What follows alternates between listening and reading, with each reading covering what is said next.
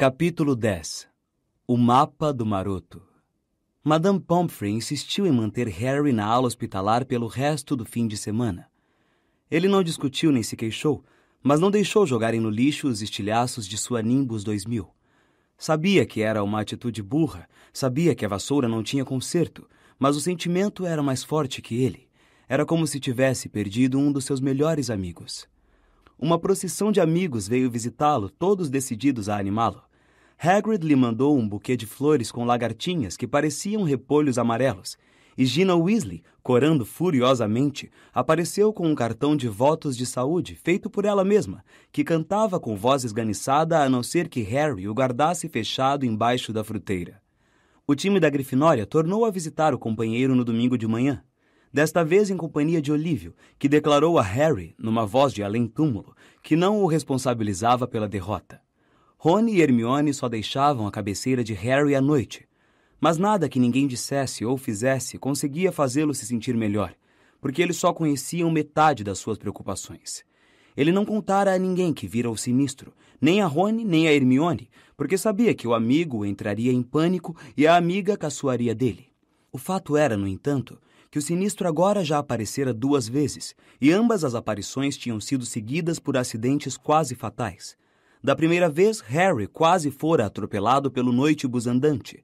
Da segunda, levara uma queda da vassoura de quase 15 metros de altura.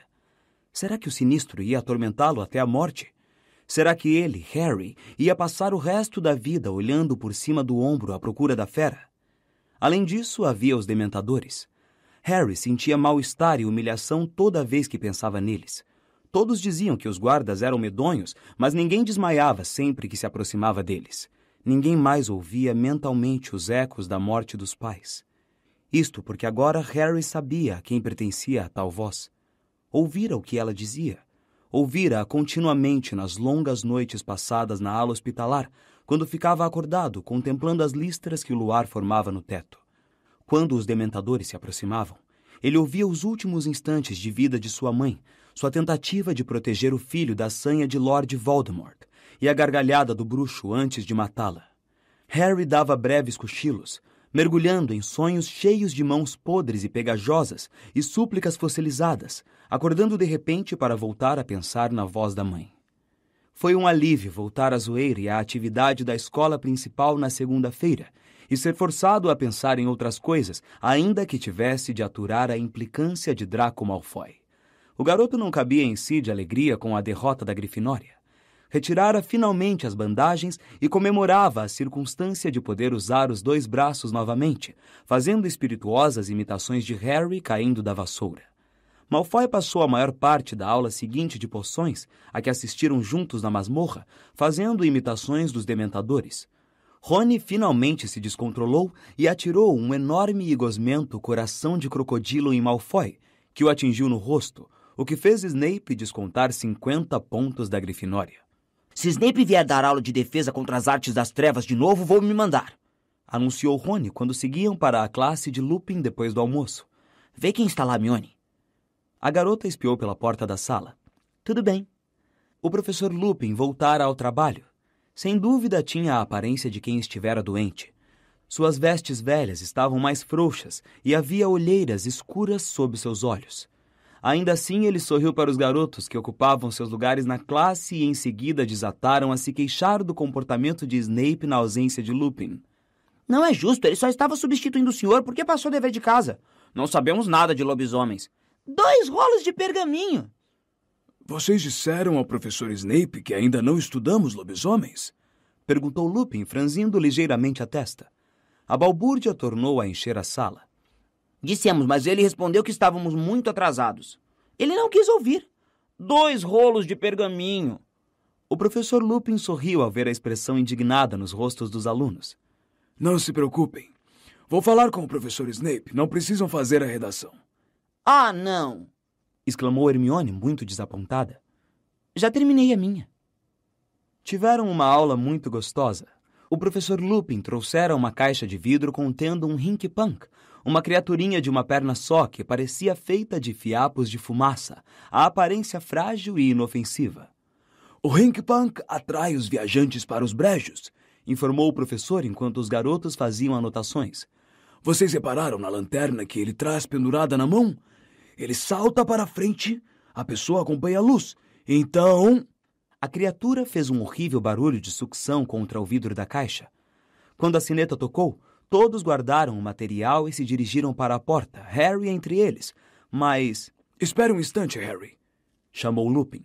Gostaria de dar uma palavrinha com você. Harry deu meia volta e observou o professor cobrir a caixa do Rink Punk com um pano. Soube do que houve no jogo, disse Lupin, virando-se para sua escrivaninha e começando a guardar os livros na maleta. E sinto muito pelo acidente com a sua vassoura. Há alguma possibilidade de consertá-la? Não, respondeu Harry. A árvore arrebentou-a em 1000 pedacinhos. Lupin suspirou. Plantaram o salgueiro lutador no ano em que cheguei a Hogwarts. Os alunos costumavam brincar de tentar se aproximar do tronco e tocar a árvore com a mão. No fim, um garoto chamado Davy Gudgeon quase perdeu um olho e fomos proibidos de chegar perto do salgueiro. Uma vassoura não teria a menor chance. O senhor soube dos dementadores também? Perguntou Harry com dificuldade. Lupin lançou um olhar rápido a Harry. Soube. Acho que nenhum de nós tinha visto o professor Dumbledore tão aborrecido.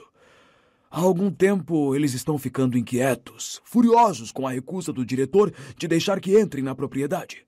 Suponho que tenham sido eles a razão da sua queda. Foram.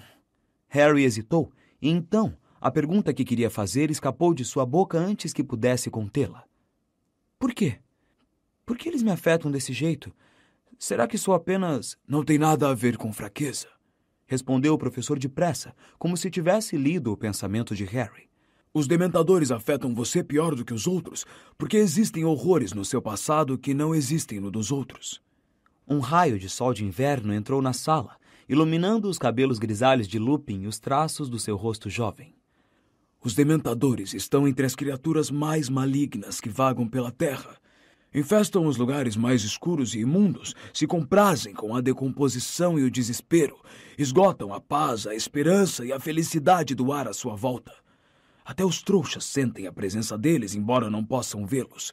Chegue muito perto de um dementador e todo bom sentimento, toda lembrança feliz serão sugados de você. Se puder, o dementador se alimentará de você o tempo suficiente para transformá-lo em um semelhante, desalmado e mau. Não deixará nada em você, exceto as piores experiências de sua vida. E o pior que aconteceu com você, Harry, é suficiente para fazer qualquer um cair da vassoura. Você não tem do que se envergonhar. Quando eles chegam perto de mim... Harry fixou o olhar na mesa de Lupin, sentindo um nó na garganta. Ouço Voldemort assassinando minha mãe.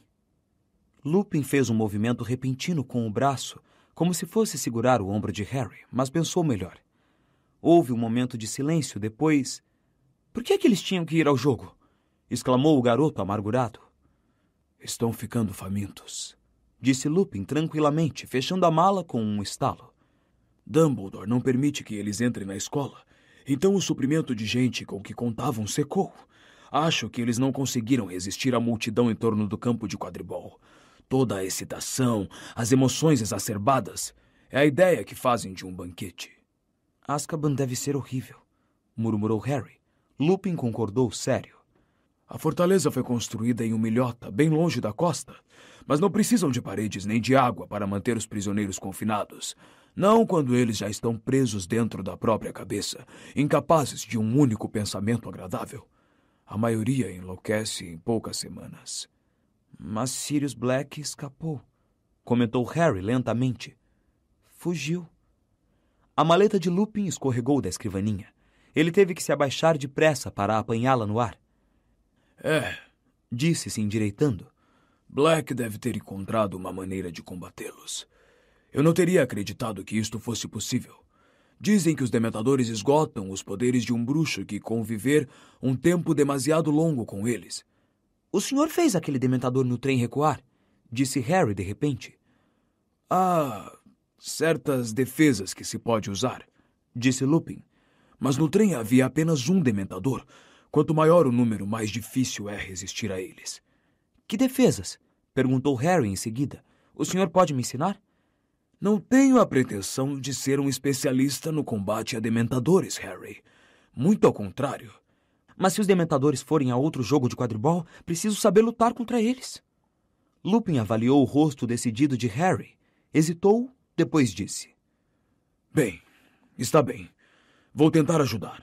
Mas receio que você terá de esperar até o próximo trimestre. Tenho muito o que fazer antes das férias. Escolhi uma hora muito inconveniente para adoecer. Com a promessa de receber aulas antidementadores de Lupin, o pensamento de que talvez não precisasse mais ouvir a morte da mãe e o fato de que Corvinal esmagara Lufa-Lufa na partida de quadribol no final de novembro, o ânimo de Harry deu uma guinada definitiva para cima. Afinal, Grifinória não fora eliminada da competição, embora o time não pudesse se dar ao luxo de perder mais uma partida. Olívio tornou a ficar possuído por uma energia obsessiva e treinou com o time com mais empenho que nunca na chuvinha gélida e nevoenta que persistiu até dezembro. Harry não viu nem sinal de dementador nos terrenos da escola. A fúria de Dumbledore parecia ter funcionado para mantê-los em seus postos nas entradas. 2 semanas antes do fim do trimestre, o céu clareou de repente até atingir um branco leitoso e ofuscante, e os terrenos enlameados da escola amanheceram certo dia cobertos de cintilante geada. No interior do castelo havia um rebuliço de Natal no ar.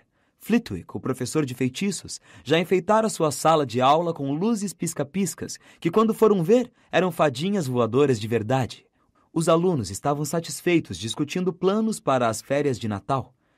Tanto Rony quanto Hermione haviam decidido permanecer em Hogwarts, e embora Rony dissesse que era porque não ia conseguir aturar Percy 2 semanas, e Hermione insistisse que precisava consultar a biblioteca, Harry não se deixou enganar. Sabia que era para lhe fazerem companhia e se sentiu muito grato.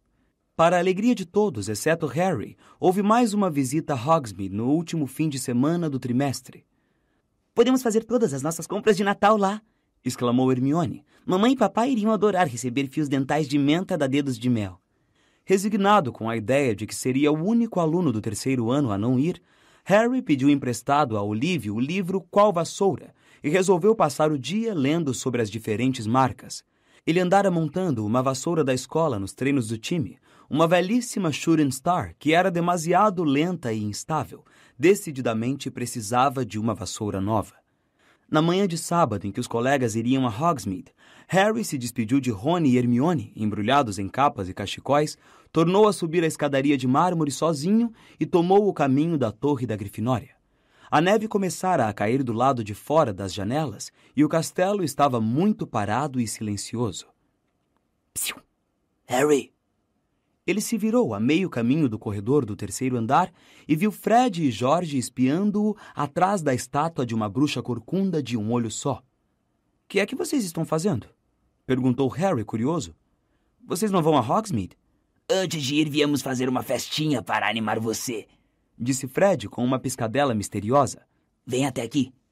O garoto indicou com a cabeça uma sala de aula vazia, à esquerda da estátua de um olho só.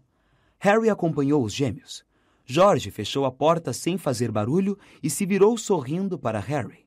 — Presente de Natal antecipado para você, Harry, anunciou. Fred tirou alguma coisa de dentro da capa com um gesto largo e colocou-a em cima de uma carteira.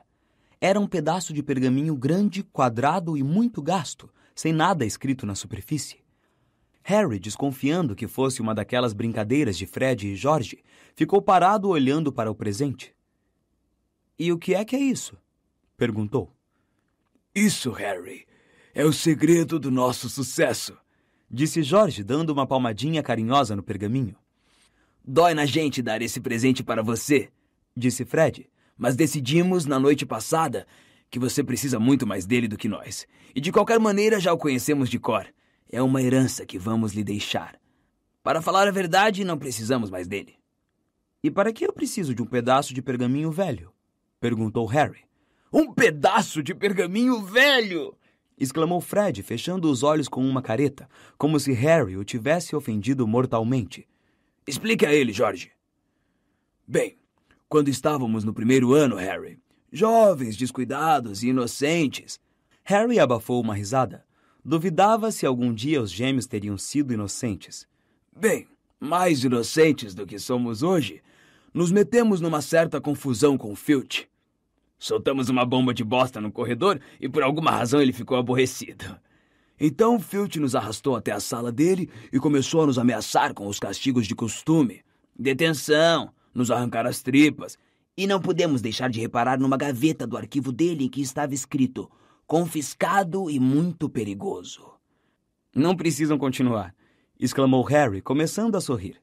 Bem, o que é que você teria feito? Perguntou Fred. George soltou mais uma bomba de bosta para distrair Filch. Eu abri depressa a gaveta e tirei isto. Não foi tão desonesto quanto parece, sabe? Comentou George. Calculamos que Filch nunca tivesse descoberto como usar o pergaminho, mas provavelmente suspeitou o que era ou não o teria confiscado. E vocês sabem como usar? Ah, sabemos, disse Fred rindo. Esta joia nos ensinou mais do que todos os professores da escola. Vocês estão me gozando, disse Harry, olhando para o pedaço velho e rasgado de pergaminho. Ah, é? Disse George. Ele apanhou a varinha, tocou o pergaminho de leve e disse: Juro solenemente que não pretendo fazer nada de bom.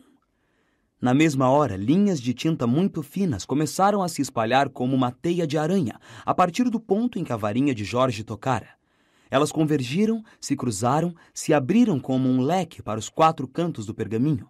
Em seguida, no alto, começaram a aflorar palavras grandes, floreadas, verdes, que diziam: os senhores Aluado, Rabicho, Almofadinhas e Pontas, fornecedores de recursos para bruxos malfeitores, têm a honra de apresentar o Mapa do Maroto. Era um mapa que mostrava cada detalhe dos terrenos do castelo de Hogwarts.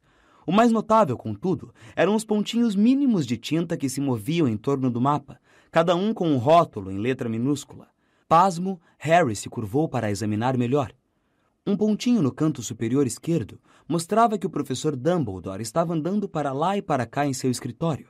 A gata do zelador, Madame Norra, rondava o 2º andar, e Pirraça, o poltergeist, naquele momento saltitava pela sala de troféus. E quando os olhos de Harry percorreram os corredores que tão bem conhecia, ele notou mais uma coisa. O mapa mostrava um conjunto de passagens em que ele nunca entrara, e muitas pareciam levar diretamente a Hogsmeade, disse Fred, acompanhando uma delas com o dedo. São 7 ao todo. Até agora, Filch conhece essas 4. Mas temos certeza de que somente nós conhecemos estas outras. Não se preocupe com a passagem por trás do espelho no 4º andar. Nós a usamos até o inverno passado, mas já desabou. Está completamente bloqueada. E achamos que ninguém mais usou esta porque o salgueiro lutador foi plantado bem em cima da entrada. Mas esta outra aqui leva diretamente ao porão da Dedos de Mel. Nós já usamos um monte de vezes. E como você talvez tenha notado, a entrada é bem ali do lado de fora da sala, na corcunda daquela velhota de um olho só. Aluado, Rabicho, Almofadinhas e Pontas, suspirou George, dando um tapinha no cabeçalho do mapa. Devemos tanto a eles. Almas nobres que trabalharam incansavelmente para ajudar novas gerações de transgressores, disse Fred solenemente. Certo, acrescentou George depressa. Não se esqueça de limpar o mapa depois de usá-lo. Senão qualquer um pode ler, recomendou Fred. É só bater com a varinha mais uma vez e dizer: mal feito, feito, e o pergaminho torna a ficar branco. Portanto, jovem Harry, disse Fred numa incrível imitação de Percy, trate de se comportar. Vejo você na Dedos de Mel, despediu-se George, piscando. Os gêmeos deixaram a sala, sorrindo satisfeitos consigo mesmos. Harry ficou ali, contemplando o mapa milagroso. Acompanhou o pontinho de tinta de Madame Norra virar à esquerda e parar para cheirar alguma coisa no chão. Se Filch realmente não conhecia, ele não teria que passar pelos dementadores. Mas mesmo enquanto continuava ali, transbordante de excitação, uma coisa que ouvira certa vez o Sr. Weasley dizer aflorou em sua lembrança. Nunca confie em nada que é capaz de pensar se você não pode ver onde fica o seu cérebro. O mapa era um daqueles objetos mágicos perigosos sobre os quais o Sr. Weasley o prevenira. Recursos para bruxos malfeitores. Mas então, raciocinou Harry, ele só queria usar o mapa para ir a Hogsmeade. Não era que quisesse roubar alguma coisa ou atacar alguém. E Fred e George já o usavam havia anos, sem que nada de terrível tivesse acontecido. Harry acompanhou com o dedo a passagem secreta até a Dedos de Mel. Depois, subitamente, como se obedecesse a uma ordem, enrolou o mapa, guardou-o nas vestes e correu para a porta da sala de aula. Abriu-a uns dedinhos. Não havia ninguém do lado de fora. Com muito cuidado, esgueirou-se da sala até as costas da estátua da bruxa de um olho só. Que era mesmo que devia fazer? Puxou outra vez o mapa e viu, para seu espanto, que um novo boneco de tinta aparecera no pergaminho, rotulado Harry Potter. Estava parado exatamente no mesmo lugar que o verdadeiro Harry, mais ou menos na metade do corredor do terceiro andar. Harry observou-o atentamente. Seu pequeno eu de tinta parecia estar tocando a bruxa com uma varinha mínima. O garoto, na mesma hora, puxou a varinha real e deu um toque na estátua. Nada aconteceu. Ele tornou a consultar o mapa. Um balão com um texto aparecera ao lado do seu boneco. Dentro do balão havia a palavra Dissendium. Dissendium! Sussurrou Harry, dando uma nova batida na bruxa de pedra.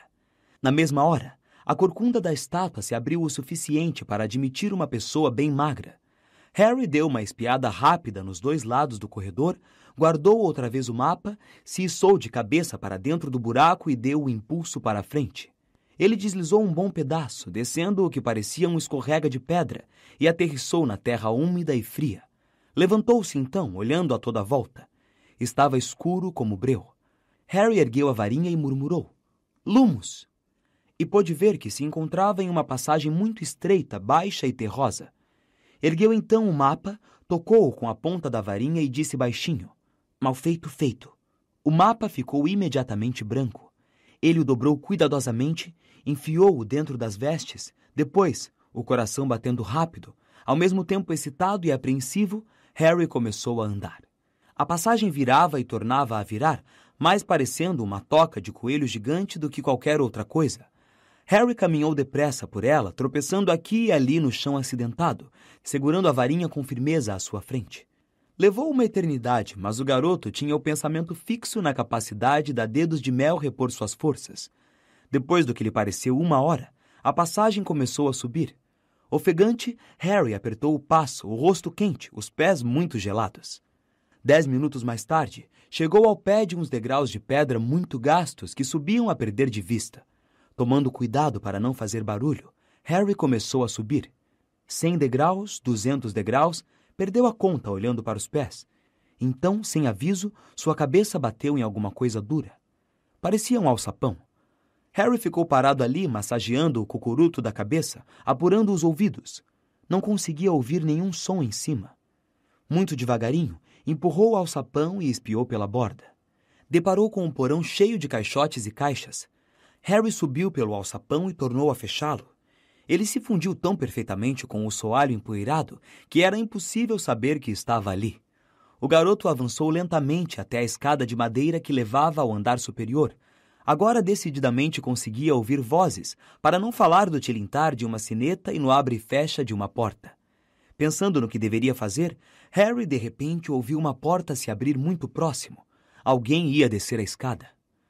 E traga mais uma caixa de lesmas gelatinosas, querido. Eles praticamente levaram tudo, disse uma voz feminina. 2 pés desceram a escada. Harry pulou para trás de um enorme caixote e esperou os passos se distanciarem. Ouviu o homem deslocando caixas na parede oposta. Talvez não tivesse outra oportunidade. Rápida e silenciosamente, o garoto saiu abaixado do esconderijo e subiu as escadas. Ao olhar para trás, viu um enorme traseiro e uma careca reluzente enfiada em uma caixa. Harry alcançou a porta no patamar da escada, escapuliu por ela e se encontrou atrás do balcão da Dedos de Mel. Abaixou-se, saiu quietinho de lado e por fim se levantou. A Dedos de Mel estava tão cheia de alunos de Hogwarts que ninguém olhou 2 vezes para Harry. O garoto foi passando entre eles, olhando para os lados, e reprimiu uma risada só de imaginar a expressão que apareceria na cara de porco do Duda se pudesse ver onde ele estava agora. Havia prateleiras e mais prateleiras de doces com a aparência mais apetitosa que se pode imaginar. Tabletes de nougat, quadrados cor-de-rosa de sorvete de coco, caramelos cor-de-mel, centenas de tipos de bombons em fileiras arrumadinhas. Havia uma barrica enorme de feijõezinhos de todos os sabores, delícias gasosas, as tais bolas de sorvete de fruta que faziam levitar que Rony mencionara. Em outra parede, havia os doces de efeitos especiais, os melhores chicles de baba e bola, que enchiam a loja de bolas azulonas e se recusavam a estourar durante dias, o estranho e quebradiço fio dental de menta, minúsculos diabinhos negros de pimenta, sopre fogo em seus amigos, ratinhos de sorvete, ouça seus dentes baterem e rangerem, sapos de creme de menta, faça sua barriga saltar para valer, frágeis penas de algodão doce e bombons explosivos. Harry se espremeu entre os alunos do 6º ano que enchiam a loja e viu um letreiro pendurado no canto mais distante do salão. Sabores incomuns. Rony e Hermione estavam bem embaixo, examinando uma bandeja de pirulitos com gosto de sangue. Harry sorrateiramente foi parar atrás dos dois. Erca, não! Harry não vai querer esses, são para vampiro, imagino. Ia dizendo Hermione. E esses aqui? Perguntou Rony, enfiando um vidro de cachos de barata embaixo do nariz de Hermione. Decididamente não, disse Harry. Rony quase deixou cair o vidro. Harry! Berrou Hermione.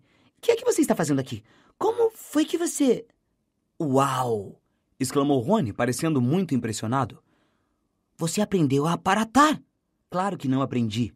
Harry baixou a voz de modo que nenhum dos alunos de 6º ano pudesse ouvir e contou aos amigos sobre o mapa do Maroto. Como é que Fred e George nunca me deram esse mapa? Perguntou Rony, indignado. Eu sou irmão deles. Mas Harry não vai ficar com o mapa, afirmou Hermione como se a ideia fosse ridícula. Vai entregá-lo à professora Minerva, não é, Harry? Não, não vou não, disse Harry. Você é maluca? Exclamou Rony, arregalando os olhos para a garota. Entregar uma coisa boa dessas? Se eu entregar, vou ter que contar onde foi que o arranjei. Filch ia saber que Fred e George surrupiaram dele. Mas e o Sirius Black? Sibilou Hermione. Ele poderia estar usando uma das passagens do mapa para entrar no castelo. Os professores têm que saber disso. Ele não pode estar entrando por uma passagem, retrucou Harry depressa. Tem 7 túneis secretos no mapa, certo? Fred e George calculam que Filch conheça uns 4. E os outros 3, um desabou, de modo que ninguém pode passar. Outro tem o salgueiro lutador plantado na entrada, portanto não se pode sair. E este que eu usei para chegar aqui... Bem, é realmente difícil ver a entrada dele no porão, então a não ser que Black soubesse que havia uma passagem... Harry hesitou. E se Black soubesse que havia uma passagem ali? Rony, porém, pigarreou, querendo sinalizar alguma coisa, e apontou para um aviso colado dentro da loja de doces. Por ordem do Ministério da Magia, lembramos aos nossos clientes que até nova ordem, os dementadores irão patrulhar as ruas de Hogsmeade todas as noites após o pôr do sol. A medida visa garantir a segurança dos habitantes de Hogsmeade e será revogada quando Sirius Black for recapturado. É, portanto, aconselhável que os clientes encerrem suas compras bem antes do anoitecer. Feliz Natal! Estão vendo só? Falou Rony em voz baixa. Eu gostaria de ver Black tentar entrar na Dedos de Mel com dementadores pululando por todo o povoado.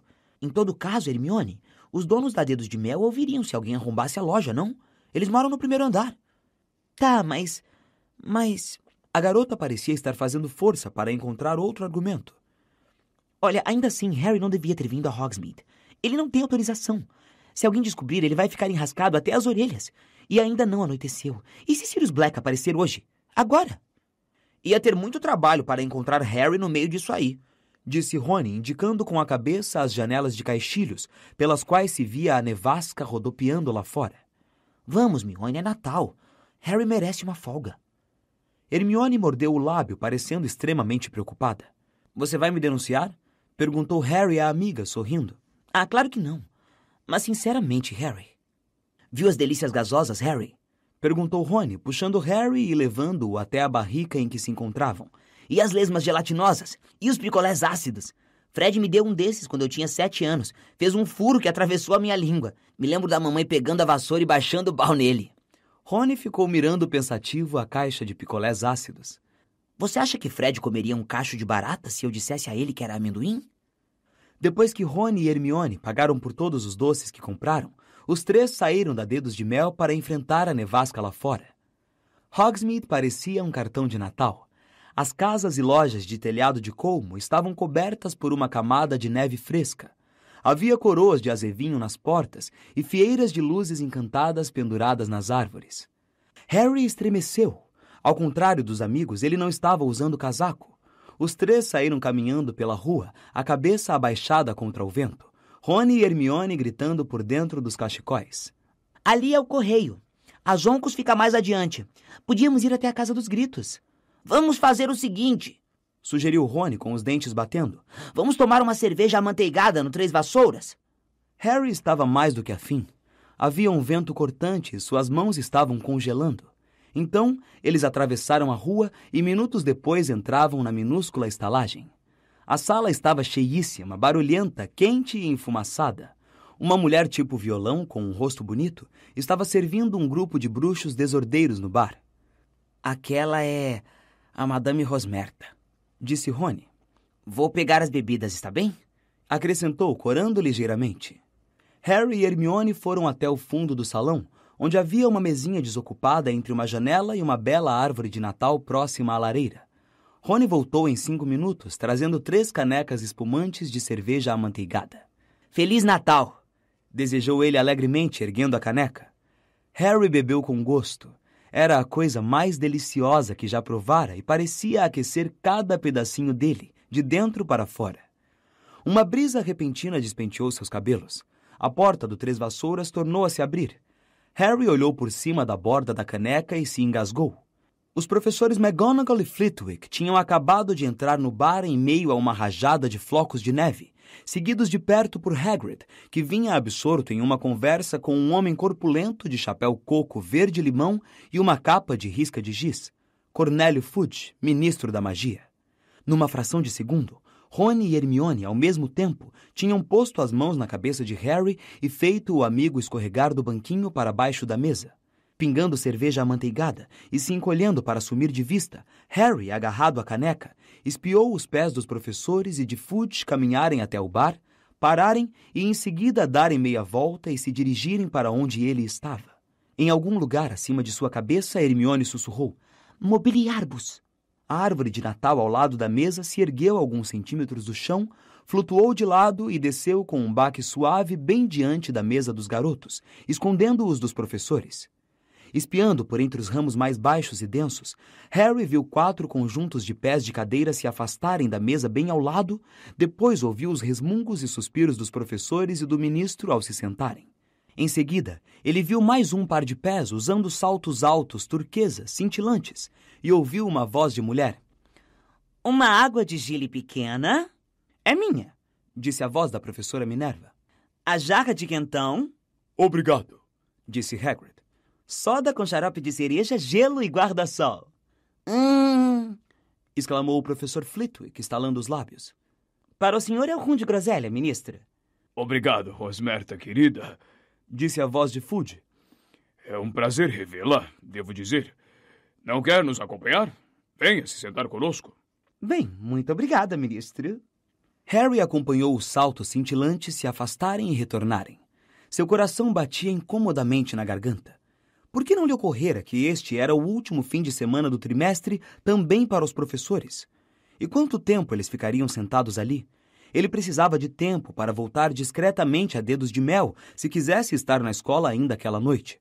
A perna de Hermione deu uma tremida nervosa perto dele. Então, o que é que o traz a esse fim de mundo, ministro? Perguntou a voz de Madame Rosmerta. Harry viu a parte de baixo do corpo de Fudge se virar na cadeira, como se verificasse se havia alguém escutando. Depois respondeu em voz baixa. Quem mais, senão Sirius Black? Imagino que você deva ter sabido o que aconteceu em Hogwarts no Dia das Bruxas.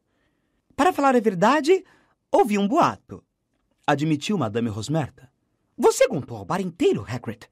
Perguntou a professora Minerva, exasperada. O senhor acha que Black continua por aqui, ministro? Perguntou Madame Rosmerta. Tenho certeza, respondeu Fudge laconicamente. O senhor sabe que os dementadores já revistaram meu bar 2 vezes, falou Madame Rosmerta com uma ligeira irritação na voz. Espantaram todos os meus fregueses. Isso é muito ruim para o comércio, ministro. Rosmerta, querida, gosto tanto deles quanto você, disse Fudge constrangido. É uma precaução necessária, infelizmente. Mas veja só, acabei de encontrar alguns. Estão furiosos com Dumbledore porque ele não os deixa entrar nos terrenos da escola. É claro que não, disse a professora Minerva rispidamente. Como é que vamos ensinar com aqueles horrores por todo lado? Apoiado, apoiado! Exclamou o professor Flitwick com voz esganiçada, os pés balançando a 1 palmo do chão. Mesmo assim, disse Fudge em tom de dúvida. Eles estão aqui para proteger vocês todos de coisa muito pior. Nós todos sabemos o que o Black é capaz de fazer. Sabem, eu ainda acho difícil acreditar, disse Madame Rosmerta pensativamente. De todas as pessoas que passaram para o lado das trevas, Sirius Black é o último em que eu pensaria... Quero dizer, eu me lembro dele quando era garoto em Hogwarts. Se alguém tivesse me dito, então, no que ele iria se transformar, eu teria respondido que a pessoa tinha bebido quentão demais. Você não conhece nem metade do que ele fez, Rosmerta, disse Fudge com impaciência. A maioria nem sabe o pior. Pior? Exclamou Madame Rosmerta, a voz animada de curiosidade. O senhor quer dizer pior do que matar todos aqueles coitados? Isso mesmo. Não posso acreditar. Que poderia ser pior? Você diz que se lembra dele em Hogwarts, Rosmerta, murmurou a professora Minerva. Você se lembra de quem era o melhor amigo dele? Claro, disse Madame Rosmerta com uma risadinha. Nunca se via um sem o outro, não é mesmo? O número de vezes que os dois estiveram aqui me faziam rir o tempo todo. Uma dupla incrível, Sirius Black e Tiago Potter. Harry deixou cair a caneca com estrépito. Rony deu-lhe um pontapé. Exatamente, disse a professora Minerva. Black e Potter, líderes de uma turminha. Os dois muito inteligentes, é claro. Na verdade, excepcionalmente inteligentes. Mas acho que nunca tivemos uma dupla de criadores de confusões igual. Não sei, disse Hagrid, dando uma risadinha. Fred e George Weasley seriam um páreo duro para os dois. Poder-se até pensar que Black e Potter eram irmãos. O professor Flitwick entrou na conversa. Inseparáveis. Claro que eram, comentou Fudge. Potter confiava mais em Black do que em qualquer outro amigo. Nada mudou quando os dois terminaram a escola. Black foi o padrinho quando Tiago se casou com Lilian. Depois, eles o escolheram para padrinho de Harry. O garoto nem tem ideia disso, é claro. Vocês podem imaginar como isto o atormentaria. Por que Black acabou se aliando a você sabe quem? Cochichou Madame Rosmerta. Foi muito pior do que isso, minha querida. Fudge baixou a voz e continuou numa espécie de sussurro grave. Muita gente desconhece que os Potter sabiam que você sabe quem queria pegá-los. Dumbledore, que naturalmente trabalhava sem descanso contra você sabe quem, tinha um bom número de espiões úteis. Um deles avisou, e ele na mesma hora alertou Tiago e Lilian. Dumbledore aconselhou os dois a se esconderem. Bem, é claro que não era fácil alguém se esconder de...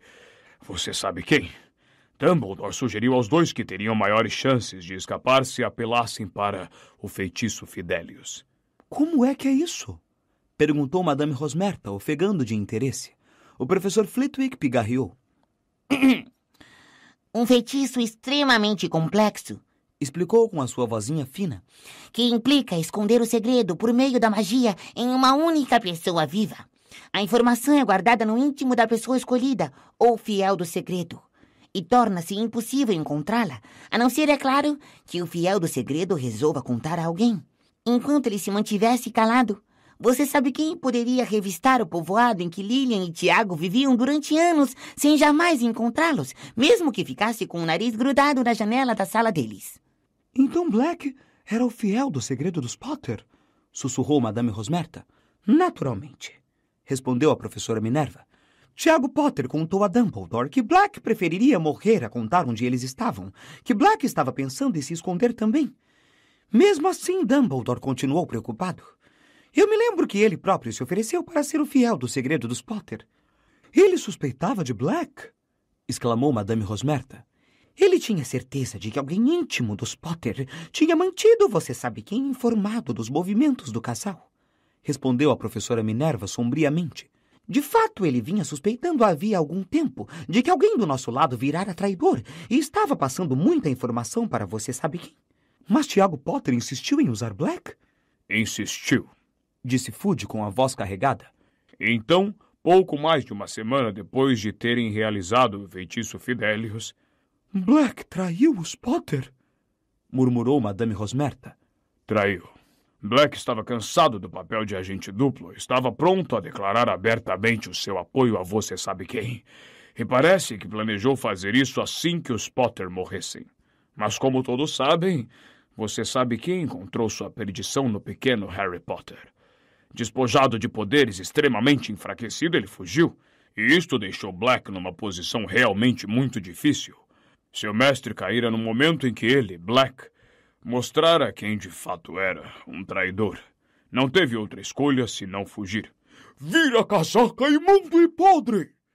exclamou Hagrid tão alto que metade do bar se calou. Psiu! Fez a professora Minerva. "Eu o encontrei!" Rosnou Hagrid. "Devo ter sido a última pessoa que viu Black antes de ele matar toda aquela gente. Fui eu que salvei Harry da casa de Lilian e Tiago depois que o casal morreu.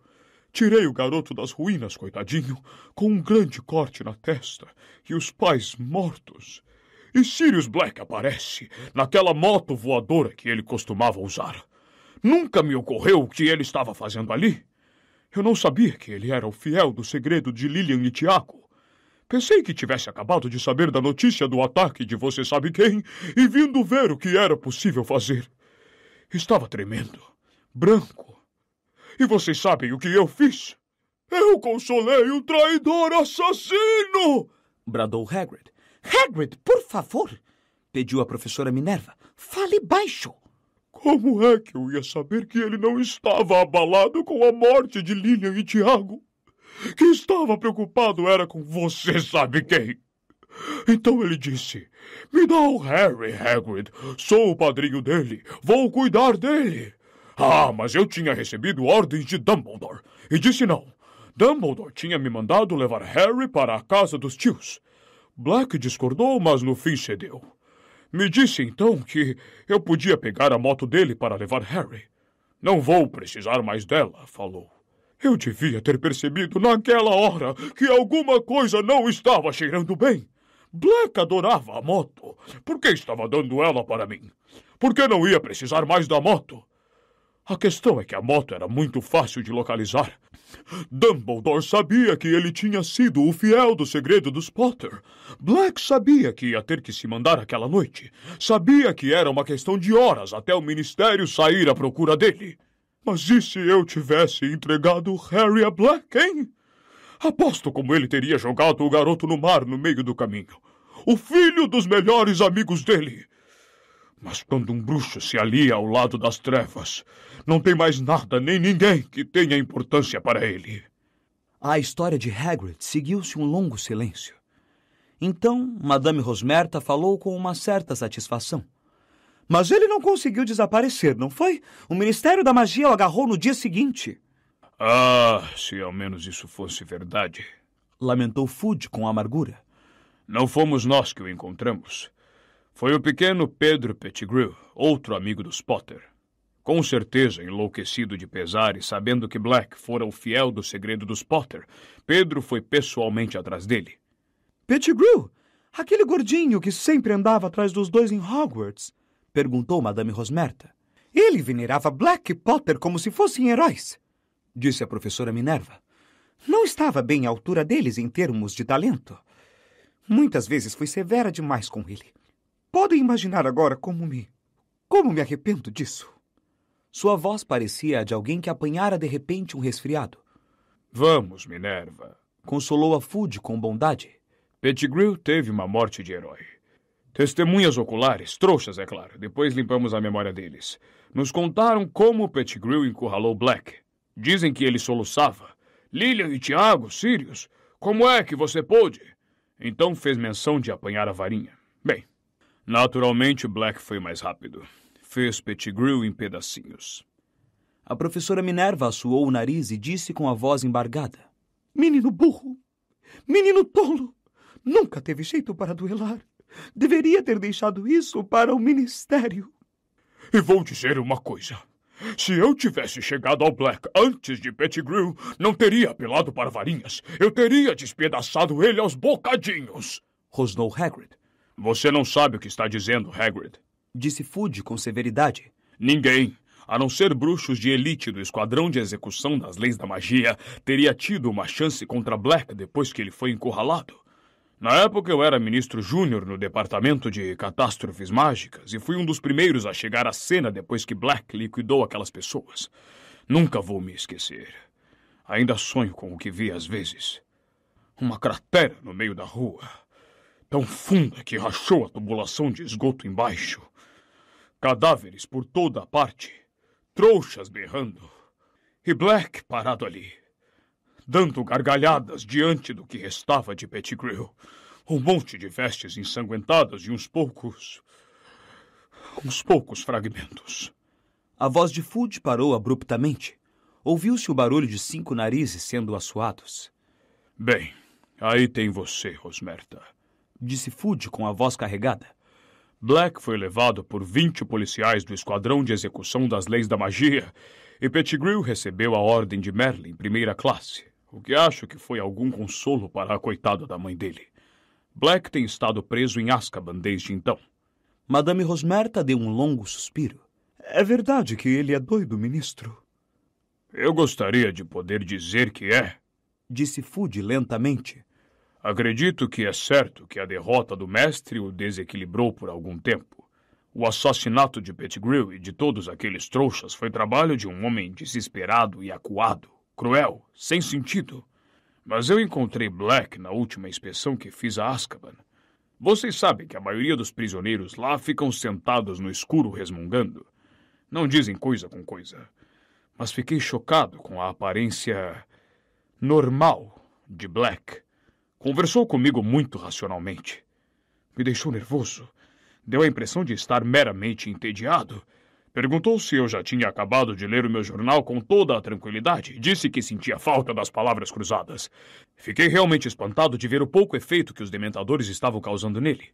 E vejam, ele era um dos prisioneiros mais fortemente guardados do lugar. Dementadores à porta da cela dia e noite. Mas para que o senhor acha que ele fugiu? Perguntou Madame Rosmerta. Por Deus, ministro, ele não está tentando se juntar a você sabe quem, está? Eu diria que esse é o plano dele a longo prazo, disse Fudge evasivamente. Mas temos esperança de pegar Black bem antes disso. Devo dizer que você sabe quem sozinho e sem amigos é uma coisa.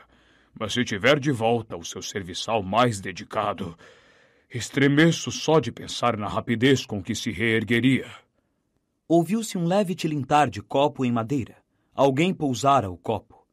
Sabe, Cornélio, se você vai jantar com o diretor, é melhor voltarmos para o castelo, sugeriu a professora Minerva. Um por um, os pares de pés à frente de Harry retomaram o peso dos seus donos. Barras de capas rodopiaram no ar e os saltos cintilantes de Madame Rosmerta desapareceram atrás do balcão do bar. A porta do Três Vassouras tornou a se abrir, deixando entrar mais uma rajada de flocos de neve, e os professores desapareceram. Harry! Os rostos de Rony e Hermione surgiram embaixo da mesa. Os dois o encararam sem encontrar palavras para falar.